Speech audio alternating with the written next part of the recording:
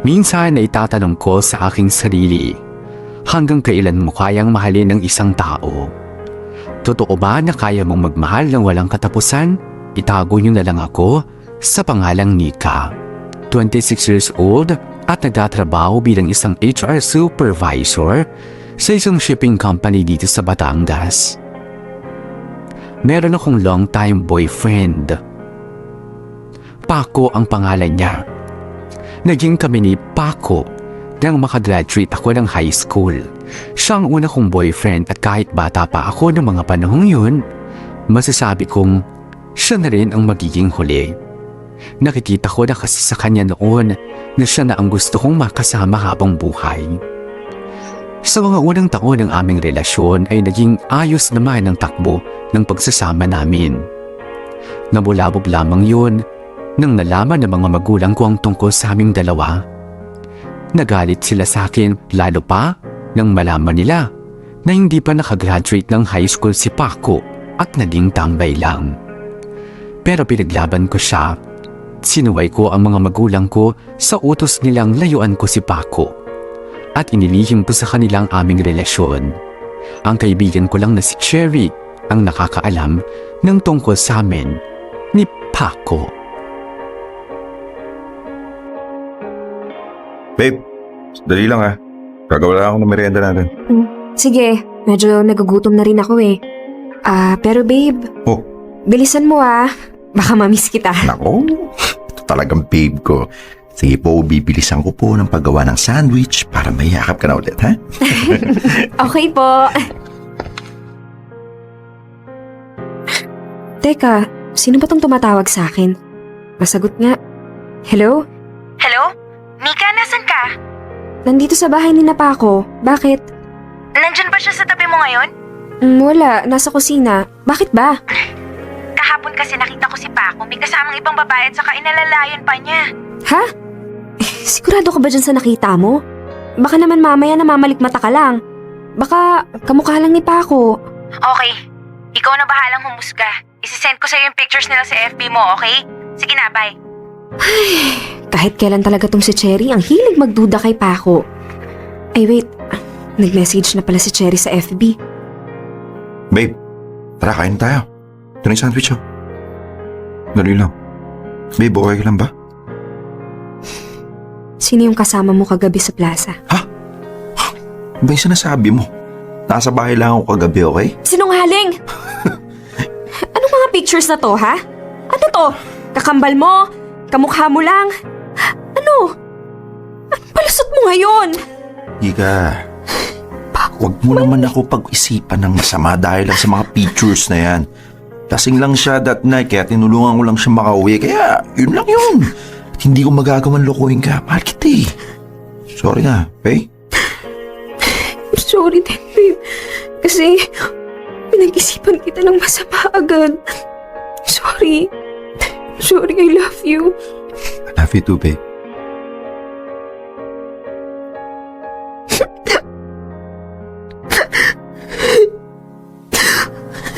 Paco, ba't mo nagawa sa akin to?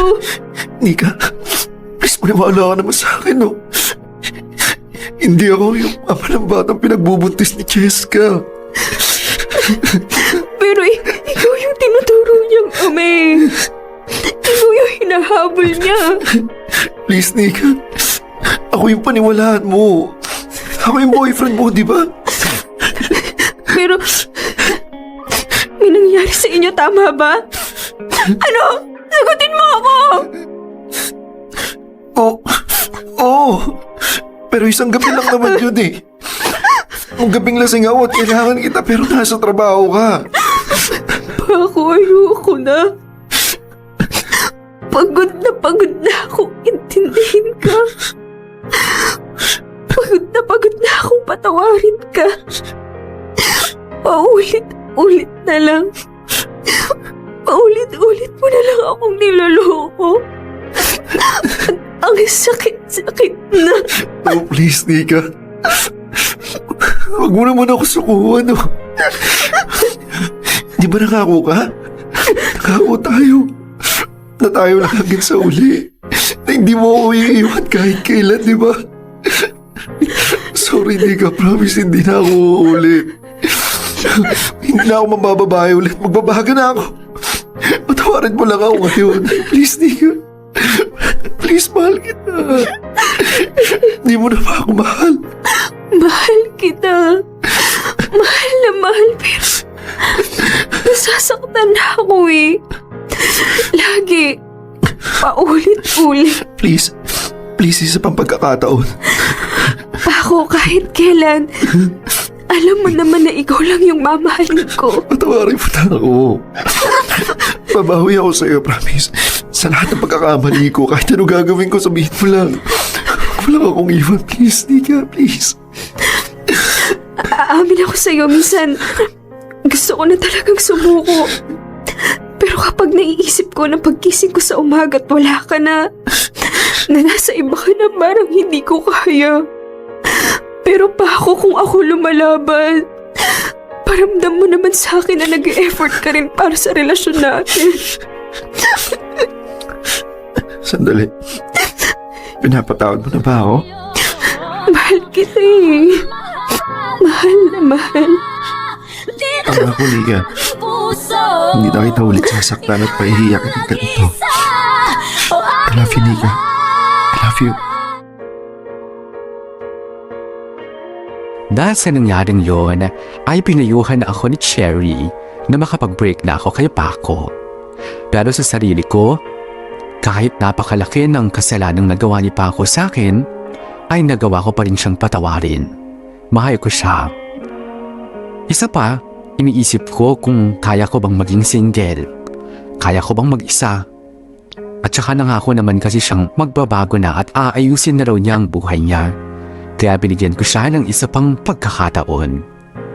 Hindi na naghabol ang babaeng nawuntis daw ni Paco, kaya naging payapa ng lahat sa amin. Makalipas pa ang ilang mga araw ay nag-enroll sa isang vocational school si Paco bilang patunay na magbabago na siya. Itinigil na rin niya ang pambabae gaya ng hiling ko. Kung dati ay hindi niya ako hinahatid sa bahay, ay nagagawa na niya yun ngayon. At nagawa na rin niyang kausapin ng parents ko para formal na magpakilala. At mula nga noon, naging legal na kami. Lumipas pa ang 8 taon. Ay nanatiling matatag ang relasyon namin ni Paco. At kahit na napakarami ng mga pagsubok ang dumaan sa aming relasyon, ay hindi ko siya sinukuan.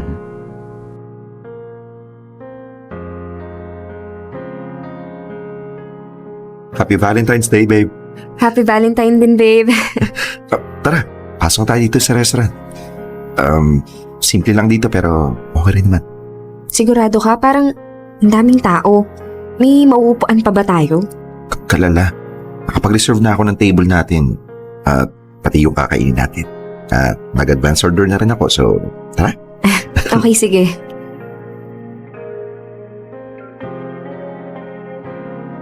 Eto, babe. Upo ka na rito. Sige, salamat, babe. Nga pala, bulaklak para sa'yo. Babe, thank you. Gusto mo ba? Babe, kahit naman hindi mo ako bigyan ng bulaklak, ayos lang sa akin eh. At nakapagtataka lang, babe ah. Oh, bakit? Sa halos 8 years nating magkarelasyon, never naman tayo nag-celebrate ng Valentine's Day. Never mo ako binigyan ng bulaklak at chocolates. Eh, bakit ngayon nandito tayo at nagde-date on a Valentine's Day? Bakit? Ba? Hindi naman sa ganun. Natutuwa nga ako eh, sa totoo lang. Pero, nagtataka lang ako. Eh, basta, Nika, gagawin kong special yung araw na to para sa'yo. Para sa atin. Gusto ko lang din naman makabawi sa'yo sa mga taong nagdaan na hindi natin sineselebrate ang Valentine's Day. Here's your cake, sir, ma'am. Thank you. Babe, sige na. Buksan mo na yung cake. Ha? Bubuksan agad? Oo. Eh, hindi ba pwedeng mamaya na lang natin kainin to? Babe, sige na. Huwag na matigas ulo. Buksan mo na. Eto. I-record ko yung pagbubukas mo ng cake. Eh, bakit kailangan mo pa videohan? Basta, sige na. Buksan mo na. Okay. Teka. Babe, ano tong nasa ibabaw ng cake? Nika, sa halos 8 taon na magkarelasyon tayo, sa dami ng mga pinagdaanan natin, Ngayon ko masasabi na ikaw at ikaw lang ang mahal ko. Noon pa man, alam ko na ikaw ang gusto kong makasama habang buhay. At ngayon nakakasiguro na ako na ito ang tamang panahon at ng oras. Kaya, Nika, eto ako. Lumuluhod sa'yo para tanungin ka. Pakasal na tayo? Pako naman eh. Nika, please. Sagutin mo naman yung tanong ko. Sige na, Pako. Tumayo ka na dyan. Isuot mo na tong singsing sa daliri ko. Teka, ibig bang sabihin yan? Oo, Pako. Magpapakasal ako sa'yo. Tatanggapin ko yung apelido mo kadugtong ng pangalan ko. Talaga? Wala nang bawian, ha? Kapag di mo pa isinuot tong singsing sa daliri ko, baka magbago pa yung isip ko. Thank you. Salamat. Salamat talaga. Alam mo ba na kanina pa ako kinakabahan kasi hindi ko alam kung anong sasagot mo sa akin? Kaya Nika, thank you talaga. Kaya? Sorry, hindi ko mapigil maiyak. Sobrang masaya lang talaga. Pako! Ikaw talaga. Sige na, isuot mo na yung singsing na yan sa akin. Opo. Ito na po. I love you. I love you too.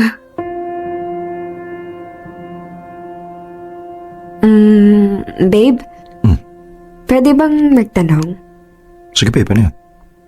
Ano kasi, naalala ko lang yung magiging kasal natin 2 years from now. Okay. Alam mo naman na magastos magpakasal, di ba? Pero simpleng kasal lang naman yung sa atin, di ba? Hindi naman magiging magastos yun. Oo, hindi nga. Pero kahit papaano, gagastos tayo dun, di ba? Okay. Tapos? Ayun nga, hindi naman natatapos yung gastusin sa kasal lang natin, di ba? Bubuo tayo ng pamilya, magsasarili na tayo bilang mag-asawa. Please, Nika. Diretsoy mo na ako kung ano ba yung gusto mong sabihin sa akin. Ano kasi, gusto ko lang malaman kung nag-iipon ka na ba para sa future natin. Ako kasi, nagsisimula ng mag-ipon. Gusto ko sana pati ikaw, simulan mo na rin. Nika naman. Ang layo pa ng 2 years, di ba? Pero mabuti na yung sigurado, di ba? Palibasa kasi ikaw, malaking sinasahod mo kaya madali lang para sa'yo sabihin na mag-ipon. Alam mo naman na maliit lang yung kita ko sa pagka-tricycle driver, di ba? Pero kung gusto, marami namang paraan, di ba? Para din naman sa future natin to eh. So ano, pag nalaman mong wala pa akong ipon, di mo na ako pakakasalan, ganun ba? Pako! Huwag kang mag-isip ng ganyan. Parang yun ang gusto mong sabihin eh. Okay, sige na. Sorry na. Wala ka bang tiwala sa akin na kaya kitang buhayin kapag nagpakasal na tayo? May tiwala naman ako, pero kasi... Yun naman pala eh. Sa susunod, Nika, huwag mo naman akong pakialaman sa diskarte ko. Makakaipon ako, okay? Yan ang itanim mo sa utak mo. Okay, sorry na. Pakalis na nga muna. Babiyay pa ako eh. Wisit.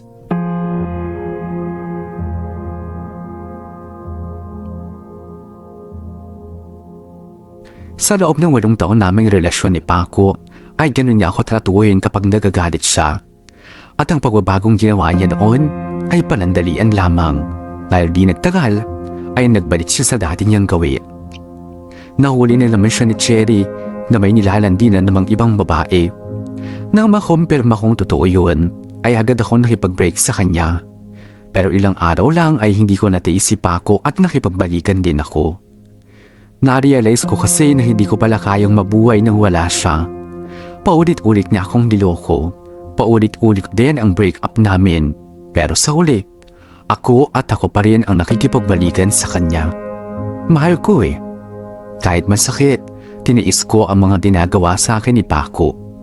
Dumating nga sa punto na hindi na ako nagsasabi sa mga kaibigan at mga magulang ko kasi ayoko maisip nila na masama si Paco.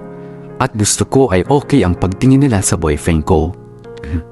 At kung natitiis ko ang lahat sa loob ng 8 taon, ngayon pa kayang malapit na kaming ikasal?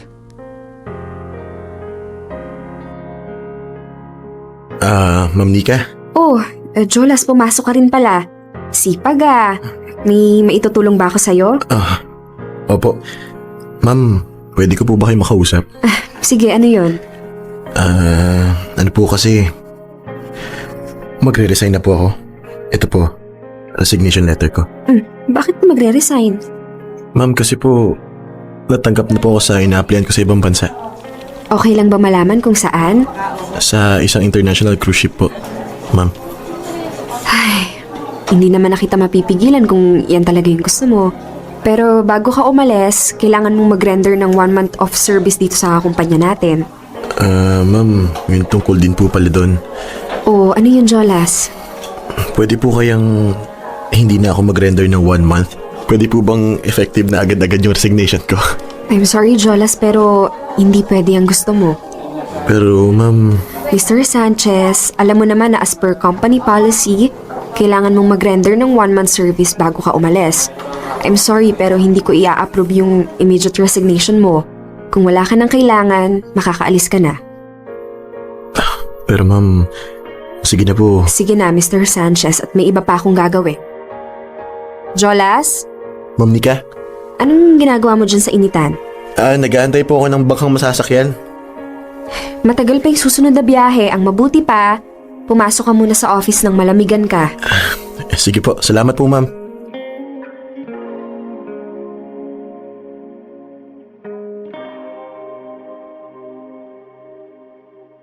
Oh, may gusto ka bang inumin? Kape, tubig, juice? Hindi na ma'am, okay lang po ako. Jolas, Ma'am, ano po yan? tungkol dun sa resignation mo. I'm sorry kung hindi ko talaga ma-approve na maging immediate yung visa nun. Naintindihan ko po. Alam mo, isa ka sa pinakamagaling naming empleyado rito at kapag pinakawalan ka namin agad, mahihirapan kaming humanap ng kapalit mo. Sana maintindihan mo yung side ko. Opo. Pero ma'am, kung sakali lang naman pong mapagbigyan sana, kailangan na raw po kasi agad ako doon sa lilipatan ko eh. Kapag ba hindi ka nakapagsimula agad sa kanila, kahanap na sila ng iba? Parang gano'n na nga po. Excuse me lang, Jolas ha. Sagutin ko lang to. Hello pa ako? Hello, Nika? Nasa ka na ba? Nandito pa ako sa opisina eh. Bilisan mo na dyan. Holiday na holiday. Pumapasok ka. Babe, matagal pa bago ako makarating dyan sa atin. Wala pang barko na bumabiyahe papunta dyan eh. Bakit ka ba napatawag? Manghihinap sana ako ng pera eh. Ha? Para saan? Nasira yung tricycle, papagawa ko. Wala ka bang natabi na kita mo? Di ba sabi mo lahat ng kitain ko, ipunin ko para sa kinabukasan natin? Sabi mo bawal kong gastusin sa ibang bagay. Kaya yan, ultimo pang paggawa, wala. Pang gasolina, sira naman. Paano to andar? Paano ko pabiyahe? Ay, sige na. Umutang ka muna kay mama ko. Pakisabi ako na magbabayad. Okay. Sige, bye. I love... Ay, binaba na yung tawag, di man lang nag-I love you o pasalamat man lang. Ma'am, okay lang po ba kayo? Ha? Oo, okay lang. Bakit mo natanong? Para po kasing stress kayo sa kinausap niya eh. Ay, boyfriend ko yung tumawag eh. Well, actually, fiancé ko na pala. Engaged na kami kaso minsan, naiisip ko, sigurado na ba talaga ako na siya yung dapat kong pakasalan? Bakit niyo naman po naiisip yan, ma'am? Naku, kung alam mo lang, Jolas, kung ilang beses na niya akong niloko at pinagpalit sa ibang babae. Pero sa bawat panloloko niya sa akin, ang bilis-bilis ko siyang patawarin. Kahit masakit, wala eh, mahal ko. Halos pareho lang din po pala tayo ng sitwasyon, ma'am. Pareho? Paano mo naman nasabi? May girlfriend po ako. Palagi niyang iniisip na niloloko ko siya kahit ilang beses ko na napatunayan sa kanya kung gaano ko siya kamahal. Noong una, naiintindihan ko siya. Pero nakakapagod din pala intindihin siya. Masakit lang kasi. Yung pagmamahal ko sa kanya, pinagdududahan niya kahit na ang tagal na namin magkarelasyon. Naisip ko nga na bago ako umalis dito sa bansa, makipaghiwalay na lang ako sa kanya. Kasi naman, alam mo yun, minsan gusto ko na sumuko eh. Naku, Jolas, ayan yung wag na wag mong gagawin. Wag na wag mong isipin na isuko yung taong mahal mo. Isipin mo na lang yung ilang taon kayong magkarelasyon, di ba? Sayang naman kung itatapon mo lang lahat basta-basta, di ba? Sabagay. Jolas, bago ka umalis ng Pilipinas, ayusin mo muna yung problema mo sa girlfriend mo. Suyuin mo pa rin. At higit sa lahat, maging matyaga ka lang. Alang-alang sa pagmamahal mo sa kanya. Sige po, ma'am. Salamat po sa advice. Sus, ano ka ba? Wala yun. Nga po pala. Ma'am, pwede ko po kayang mahingi yung number niyo. Ha? Bakit naman? Hindi, para po sakaling makapag-follow up ako tungkol dun sa request ko about my resignation. Hindi ko naman po kasi kayo makikita madalas dahil nasa barko ako palagi. Ang kulit mo rin talaga. O siya, sige, ito ang calling card ko. Itatanong ko sa upper management kung papayagan nilang maging immediate yung resignation mo, okay? Pero huwag kang masyadong umasa. Sige po ma'am. Maraming salamat po talaga. Thank you po.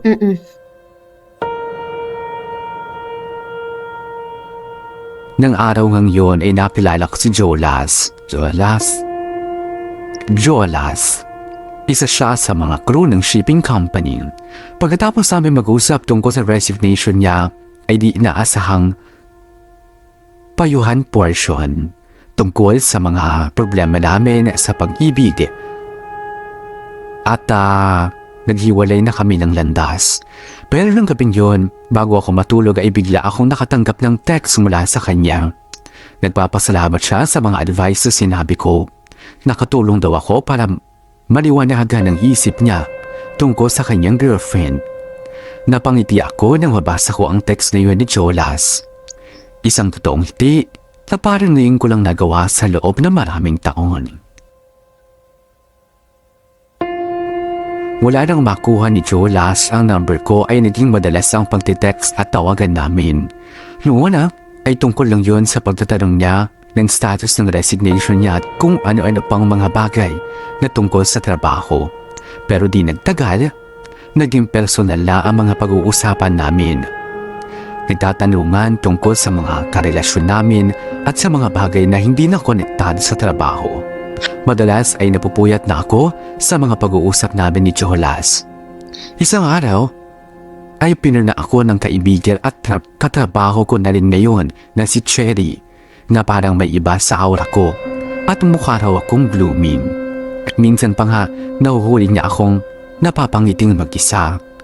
Pero parang lahat ng magandang bagay ay may katapusan dahil isang araw. So, paano? Tuloy na pala yung pag-alis mo, no? Pinayagan na ng upper management yung resignation mo. Bakit? Mamimiss mo ba ako? Ano? Hello, bakit naman kita mamimiss? Kasi wala na magte-text sa'yo at tatawag gabi-gabi. Ay, feeling mo naman ikaw lang yung katext ko at katawagan. O bakit? Meron pa bang iba ha? Si Paco, syempre. Yung boyfriend ko. Nice! Tayong dalawa lang yun nandito oh. Magsisinungaling ka pa ba sa akin ha? Jolas. Don't worry Nika. Mamimiss din naman kitang kulitin eh. Jolas, tama na. Jolas, nasa opisina pa tayo. Hindi mo ba inalala yung iisipin ng mga tao kapag narinig nila yung mga sinasabi mo? Bakit? Ano bang masama sa sinabi ko, di ba? Na hindi ka naman talaga tinetext ni Paco. O kung mag-text mo siya sa'yo, madalang pa sa patak ng ulan. Sige na, Jolas. Nakuha mo na yung certificate of employment mo. Makakalis ka na sa opisina ko. Hindi ako aalis dito hanggat hindi ko nasasabi ang gusto kong sabihin sa'yo. Bilisan mo na lang at marami pa akong gagawin. Nika, mahal kita.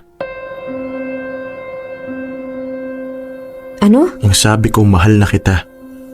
At alam kong may nararamdaman ka rin para sa akin. Hindi totoo yung sinasabi mo. Sige na, Jolas, umalis ka na. Sige na, Nika. Kung talagang wala ka nararamdaman sa akin, tumingin ka sa mga mata ko at sabihin mo hindi mo ako mahal. Sige, tumingin ka, sabihin mo. Jolas, please.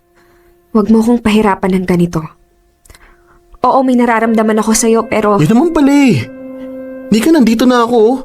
Kaya kitang mahalin ng masigit pa sa kaibigay ni Paco. Pero hindi ko kayang bitawan si Paco para sa'yo. Oo, inaamin ko mas napapasaya mo ako kaysa sa kanya. Mas napaparamdam mo sa akin na mahalaga ako, na dapat akong tratuhin bilang prinsesa. Pero hanggang kailan mo kayang gawin yun? Pinagdududahan mo ba yung pag-ibig ko sa'yo, ha? Oo. Jolas, kailan lang tayo nagkakilala. Pero si Paco, noon pa man kilala ko na. Sanay na ako sa kung anong meron kami. At kontento ka na sa kung anong kaya niya ibigay sa'yo. Nika, kaya kong higitan yun. Kaya kong higitan si Paco kung hahayaan mo lang ako. Nika, sumugal ako. Sumugal ako na makipag-break ako sa girlfriend ko at ikaw ang pinili ko na mahalin. Hindi mo ba kaya sumugal din para sa akin? I'm sorry, Jolas. Hindi ako kasing tapang mo. Hindi ko kayang sumugal. Nika, please. Tanggalin mo lahat ng takot mo. Sumama ka na sa akin ngayon at pangako na habang buhay kitang hindi iiwan. At nangangako ako na hindi kita sasaktan, hindi kita lulukuhin. Kasi itong puso ko, wala nang espasyo para magmahal pa ng iba kundi ikaw lang. Please, Nika, subukan mo. Jolas, gusto ko sumama sa'yo pero ayokong sumugal sa bagay na walang kasiguraduhan gaya ng pag-ibig mo. Oo, katiting man yung naibibigay sa akin ni Paco na pag-ibig. Pero kontento na ako doon. Dahil doon, sigurado ako. Nakaplano na lahat sa amin ni Paco, Jolas. Kaya please, huwag mo na akong guluhin pa. Makakaalis ka na. Nika, sandali lang. Bakit? Bago ako umalis, gusto kong malaman mo na salamat. Salamat at nakilala kita.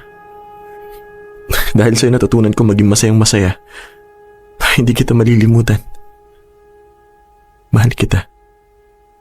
Alis na ako.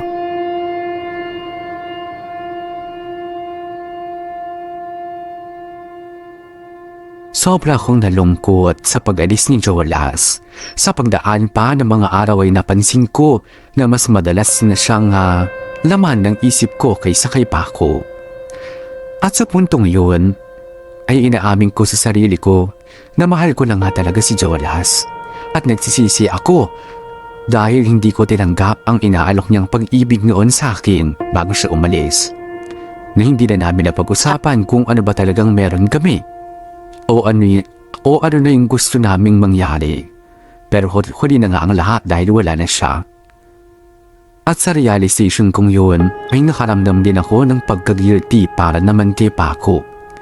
Ikakasal na kami pero para bang hindi na ako masaya. Kaya isang araw, Paco, pwede ba tayong mag-usap? Bakit ano yun? Alam mo naman na malapit-lapit na rin tayong ikasal, di ba? Oh. Konti na lang magiging mag-asawa na tayo. At di ba pag mag-asawa na, nagsasabi sila ng problema nila sa mister nila at hindi nagtatago ng nararamdaman? Nika, ang dami mong pasakali. May gusto ka bang pasabihin? Meron pa, pwede ba sabihin mo na lang? Paco, hindi ko alam eh kung saan magsisimula. Ano ba kasi yun ha? Sabihin mo na lang. Dami mo pang satsat eh. Paco, tingin ko... Oh. Tingin ko may isang taong mas kaya akong mahalin. Mas kayang magbigay ng panahon sa akin. Ano? Anong sinasabi mo, Nika? Iba ka ng mahal? Ha? Hindi pa ako. Mahal pa rin kita, maniwala ka. Pero nang makilala ko si Jolas, nakaramdam ako ng kakaibang saya na hindi ko naramdaman sa'yo noon. Pinadama niya sa akin ang pagmamahal na hinahanap ko sa'yo noon. At di nagtagal, hindi ko na malayan na nahulog na pala yung loob ko sa kanya. Bakit mo sinasabi sa akin yan? Ha? Para hiwalayan kita? Para magsama na kayo ng lalaki mo, ha? Paco, hindi. Sinasabi ko to sa'yo dahil gusto kong maging tapat sa'yo. Sinasabi ko to sa'yo dahil mahal kita at ayokong meron akong itinatago sa'yo. At kapag magkasama tayo, naiisip mo si Jolas, ha? Na sana siya ang kasama mo kaysa sa akin, ha? Sagutin mo ako, Nika! Oo, Paco. Madalas kong maisip si Jolas kasi... Buisit! Paco, mahal pa rin naman kita eh. Alam mo naman kung gaano kita kamahal, di ba? At dahil mahal kita, pinipigilan ko yung puso ko na tumibok para sa iba kasi sa'yo lang to dapat tumitibok eh. Pero hindi ko masisi kung naghahangad ako ng higit na pagmamahal kesa dyan sa kaya mong ibigay. At sinasabi mo bang nakukulangan ka sa akin, ganon? Ha? Oo. Matagal na akong nakukulangan sa'yo. Pero ito pa rin ako. Nakakapit pa rin sa pagmamahalan natin kahit na ilang tao na yung nagsabi sa akin na bumitaw na. Mahal kita eh. At ayaw kong masayang yung ilang taon nating relasyon. Ngayon pang ikakasal na tayo. Nika, binigay ko naman sa'yo lahat, di ba? Ano pa bang kulang dun? O baka naman masyado ka lang sakim sa pagmamahal, kaya nagawa mo maghanap ng iba. Kahit kailan hindi ako naghanap ng ibang lalaki bukod sa'yo, Paco, alam mo yan. Kahit na ilang beses mo na akong niloko, nanatili akong tapat sa'yo. Kahit na ilang beses ka nang nagkasala, patuloy pa rin kitang pinapatawad. Paco, sobra-sobra na yung pagmamahal na ibinibigay ko sa'yo. Pwede bang kahit ngayon lang, ikaw naman ang magmahal sa akin ng sobra? Anong gusto mong gawin ko, ha? Ano? Suyuin mo ako ulit. Ligawan mo ako ulit. Pakiligin mo ako gaya ng ginagawa mo sa akin nung bago pa lang tayong mag-boyfriend. Lahat ng bagay, gawin mo para makasiguro kang hindi ako mawawala sa'yo at mararamdaman kong mahalaga pa rin ako sa'yo. Gawin mo to bilang tulong mo na rin na mawala sa isipan ko si Jolas. Hindi ko alam kung kaya kong gawin yung mga hinihiling mo, Nika. Hindi ko alam. Nika? Hoy, Nika! Cherry? Ay, sorry. May sinasabi ka ba? Ay, kanina ko pa napapansin na tulala ka, no? Parang mugto yung mga mata mo. Umiyak ka ba? Ha? Hindi. Puyat lang ako kaya ito. Magayong mata. Ayos lang ako. Ano ka ba? Nika, please, ano ka ba? Kaya mong plastikin ang sarili mo, pero ako, hindi mo ako maluloko. Tell me, may problema ka ba? Wala nga sabi. Ang kulit mo naman. Si Paco ba? Nag-away na naman ba kayo ni Paco? Nika, sagutin mo ako. Ano na naman pagkamartiring ang ginagawa mo? Friend, ano ka ba? Hindi na uso ang martir ngayon. Ang mga martir binabaril sa luneta. Bet mo ba yun? Kasalanan ko naman kasi. Ano? Teka, ano bang nangyari? Umamin na ako kay Paco. Umamin ng ano? Umamin na ako na nalilito na ako sa takbo ng relasyon namin. Kung dapat na ba akong bumitaw o dapat pa ba akong kumapit. Ano bang nasa puso mo? Mahal ko pa rin si Paco at natatakot akong bitawan siya. Si Paco ba natatakot na mawala ka? Cherry, sa totoo lang, awang-awa na ako sa sarili ko. Ilang beses na niya akong niloloko, pero pinapatawad ko pa rin siya. Nararamdaman ko sa ikinikilos niya na parang hindi siya takot na mawala ako. Ako lang tong sitanga nakapit ko kay Paco. Paprangkahin na kita ha. Hindi mo deserve si Paco. Kaya siya ganyan sa'yo. Kasi alam niya na kahit anong gawin niya, matatanggap at mapapatawad mo pa rin siya. Bakit ba hindi mo siya mabitawan? At kung hindi ka rin ba isa't kalahating tanga? Ito namang si Jolas na tingin ko kaya ka namang ingatan at mahalin. Itinutulak mo palayo. Nasanay na ako sa pag-ibig ni Paco eh. At ayokong masayang yung 8 years namin. 8 years din yun. Ngayon pa ba ako susuko? Ngayong malapit na kaming ikasal. Pero friend, kung ngayon pa lang nakikita ko nang hindi na healthy yung relasyon ninyo, paano pa pag kinasal na kayo? Ito lang ang tatandaan mo ha. Magpapakasal ka, hindi dahil matagal na kayo. O wala na kayong ibang pupuntahan kundi yun na lang. Magpapakasal ka dahil mahal mo siya ng buong buo. Yung hindi ka nagdadalawang isip. Alam mo Nika, pag-isipan mong mabuti ha. Nandito lang naman kami mga kaibigan mo para sa'yo eh. Salamat, Cherry. Salamat. Para bang natauhan ako sa sinabi niyo ni Cherry. Ilang araw ko rin pinag-isipan kung itutuloy ko pa ba ang kasal namin ni Paco. Oo, mahal ko siya. Sobra pa nga akong tutuusin. At sa pag-iisip kong yun, para bang bigla na lang akong nauntog at naawa sa sarili ko. Hanggang sa nakipagbalik sa akin si Paco dahil lang sa hindi ko nasagot ang tawag niya. Na walang kagatul-gatul, pumayag ako.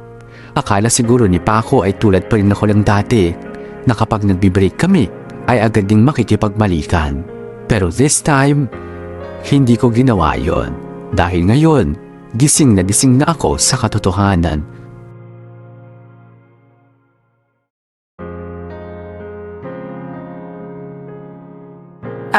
Nika, may gustong kumausap sa'yo. Sino? Nika,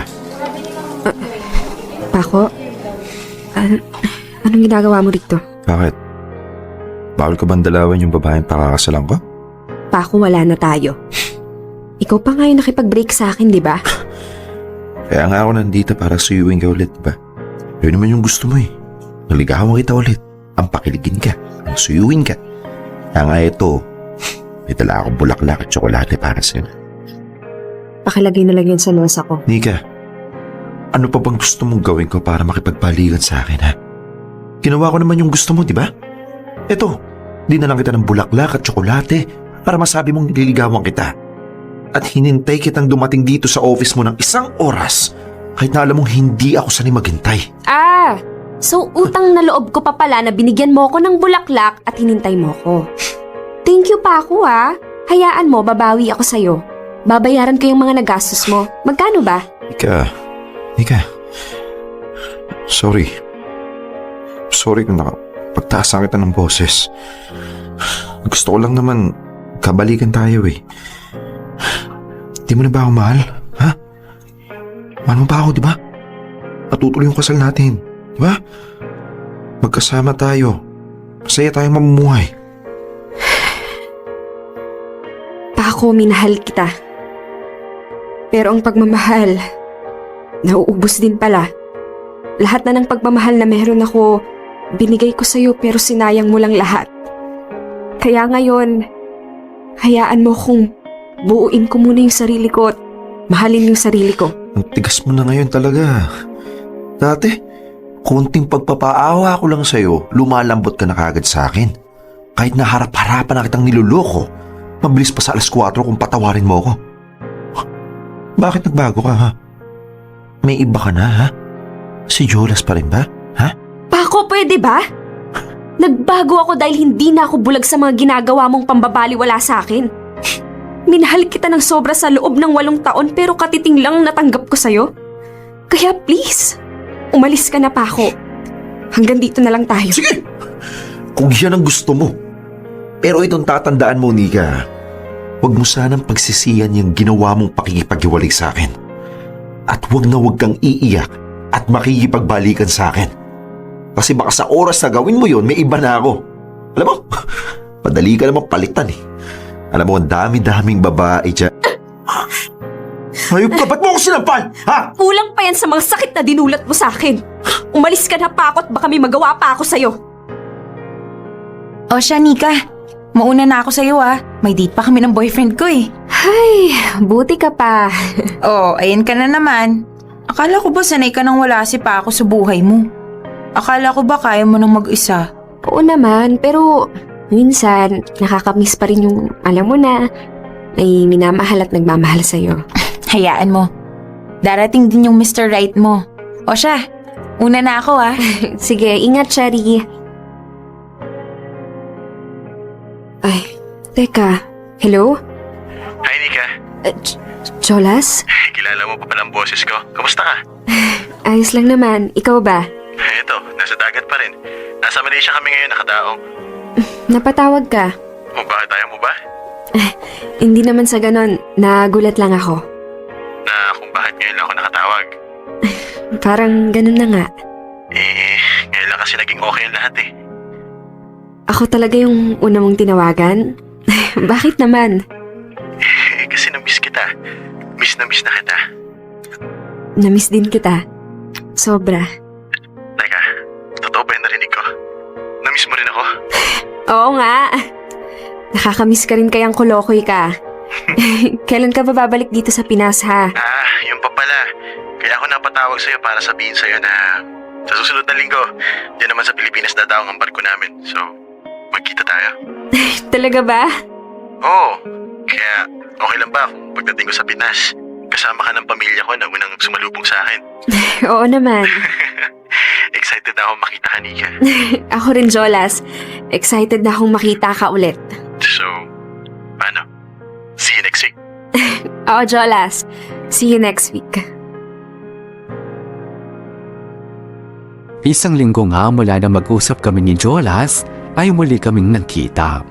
Kasama ako ng pamilya niya na sumalubong sa kanya pagkababa niya ng barko. At inaamin ko na sobra ko siyang na-miss.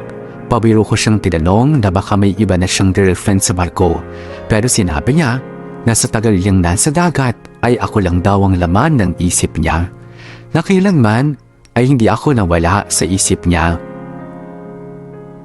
Sinulit namin ang mga araw na magkasama kami para magkamustahan at para mas kilalanin pa namin ang isa't isa. At iyon na yata ang pinakamasayang mga araw sa talang buhay ko. This time, pinag-usapan na namin ang tungkol sa amin. Humingi muna ako sa kanya ng panahon para makapag-isip dahil kagagaling ko lang sa isang heartbreak. Pinagbigyan naman niya ako. Sa ngayon ay nasa barko ulit si Jolas. Pero madalas kaming nag-uusap para kamustahin ang lagay ng isa't isa. Hindi man kami pisikal na magkasama, ay masaya pa rin ako sa kung ano man ang meron sa amin ngayon ni Jolas. Hanggang dito na lamang po ang sulat ko.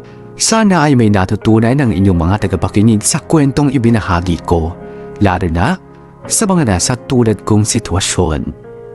God bless and more power sa napakaganda ninyong programa.